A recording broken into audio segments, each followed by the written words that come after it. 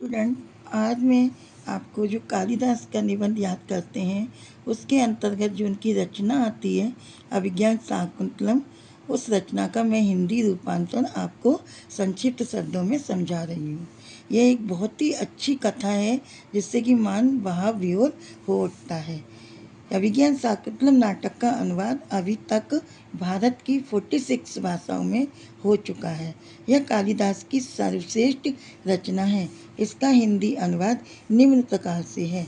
यह नाटक राजा दुष्यंत और शकुंतला की प्रेम कथा पर आधारित है। संक्षिप्त सारांश। राजा दुष्यंत एक दिन वन में शिकार करते हुए कण्व ऋषि के आश्रम में पहुंचते हैं। वहाँ उनकी भेंट शकुंतला से होती है। दोनों एक दूसरे से प्रेम करने लगते हैं और गंधर्व विवाह कर लेते हैं। जाते समय राजा दुष्यंत शकुंतला को अंगूठी निशानी के रूप में दे जाते हैं। एक दिन दुर्वासा ऋषि उसी आश्रम में आते हैं और भिक्षा मांगते हैं, लेकिन प्रेम में डूबी शकुंतला उनका स्वागत नहीं करती हैं।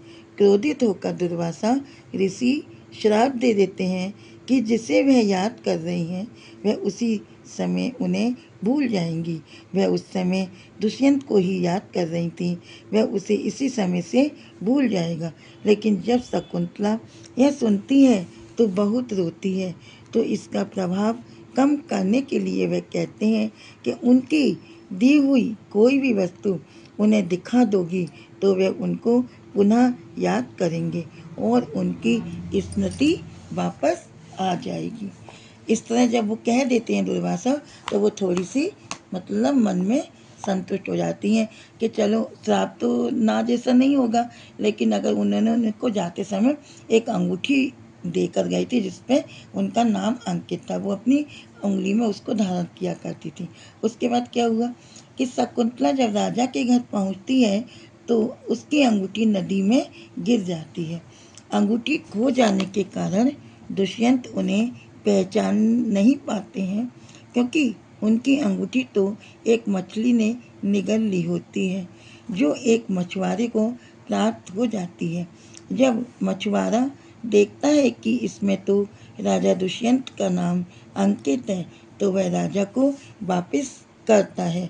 राजा अंगूठी को देखते ही शकुंतला की यादों में खो जाते हैं और दुष्यंत शकुंतला का पुनः मिलन हो जाता है और उनके भरत नाम का पुत्र उत्पन्न होता है, जिसके नाम पर हमारे देश का नाम भारतवर्ष पड़ा। यह नाटक प्रेम, विरह, स्मृति और पुनर्मिलन की भावनाओं को बहुत ही सुंदर ढंग से प्रस्तुत करता है। यह नाटक अतुलनीय है। यह अभिज्ञान शाकुंतलम नाटक 7 खंडों में डिवाइड है, जिसके पहले खंड में उनका गंधर्व विवाह होता है, दूसरे खंड में वियोग होता है, तीसरे में वह रोती रोती है, चौथे में उनका अभिशाप हो जाता है और पांचवें खंड में उनकी विदाई होती है। पांचवें खंड में उनकी विदाई होती है, जिसमें कि विदाई के समय बहुत ही मार्मिक चित्र प्रस्तुत होता है, क्योंकि कालिदास ने प्रकृति चित्रण जो किया है वह अति अनुपम किया है। उनको जो वृक्ष रहते हैं वो पैरों में लगाने के लिए महावर देते हैं और जो लताएं हैं वो उनका पल्लू आंचल बन जाती हैं और जो छोटे छोटे मृग छोने हैं वह उनके भाई बहन बन जाते हैं और उनकी विदाई इतनी मार्मिक हो जाती है कि जिसका वर्णन कालिदास ने अपने शब्दों में इतना गहन किया है कि पढ़ने वाला उसमें डूब जाता है, यानी 2 आंसू उनकी आंखों से बहने ही लगते हैं। और पंचम अंक में फिर उनका मिलन होता है और छठे अंक में मछुआरा जो है वो नाम की अंगूठी ला कर देते हैं और 7वें अंक में भरत का पूरा वर्णन है। भरत शेर के बच्चों के साथ खेलते हैं, उनके दांतों को गिनते हैं।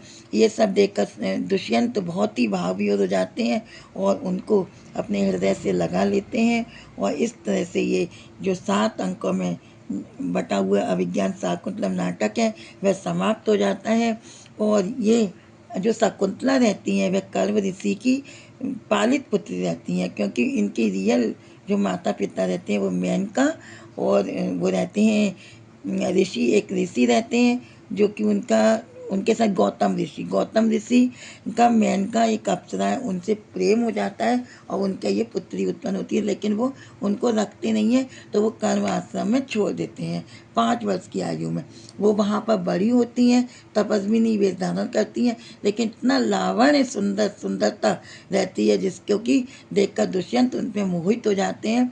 अब आप सोचते होगे कि गांधर्व विवाह क्या होता है, तो गांधर्व विवाह वह विवाह है कि इसमें पहले प्रेम होता है और बाद में शादी होती है।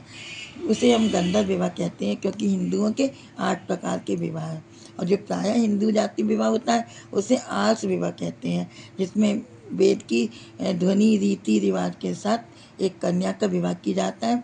एक गंधर्व विवाह इन्होंने पहले प्रेम किया था और बाद में इन्होंने मतलब प्रेम से मतलब कि जो शकुंतला थी वो गर्भवती हो गई थी, उसके बाद उन्होंने उनके साथ विवाह की थी। लेकिन उन्होंने जब उनको कहा कि मुझे अपने घर ले चलो, तो उन्होंने कहा कि नहीं, अभी मैं बाद में लेकर जाऊंगा और तुम ये अंगूठी रख लो। लेकिन फिर आगे जो कथानक पूरा बन जाता है, तो वहाँ से इसलिए तो ये नाटक बताया। ये नाटक प्रेम, पहले प्रेम होता है, फिर विनय बिछुड़ना होता है, फिर उनकी याद नहीं आती, स्मृति होती है, और फिर दोबारा से मिल जाते हैं। तो ये 4 जो हमारे मुख्य पॉइंट हैं, ये 4 नाटक के स्तंभ हैं, खंभे हैं। और नाटक एक धरोहर के समान है जो कि सुंदर भावनाओं से ओतप्रोत है, जिसे कालिदास ने बहुत ही मार्मिक ढंग से प्रस्तुत किया। और सबसे पहले इसका जो रूपांतरण हुआ वो यूरोपीय भाषा में हुआ। यूरोपीय भाषा आंग्ल भाषा, इंग्लिश भाषा है। उसके बाद 46 भाषा में इसका रूपांतर हो चुका। अगर आपको ये मेरी जानकारी अच्छी लगी हो तो आप सब्सक्राइब करें, लाइक करें। मैंने ये कालिदास कृत रचना अभिज्ञान शाकुंतलम नाटक के बारे में जो आपको समझाया, ये नाटक बहुत बड़ा है, 7 अंकों में डिवाइड है। मैंने उसका आपको एक सूक्ष्म तरीके से उसका अनुवाद समझाया है।